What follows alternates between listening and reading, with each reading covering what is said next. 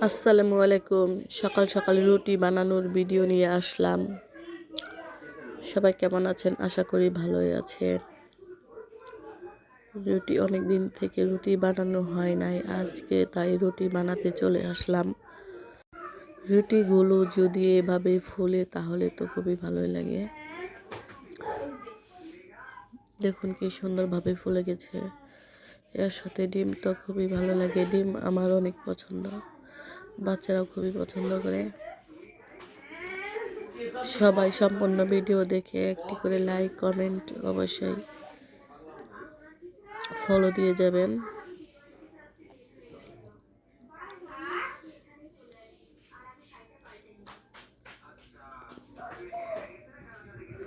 ডিমের কালারটা অনেক সুন্দর।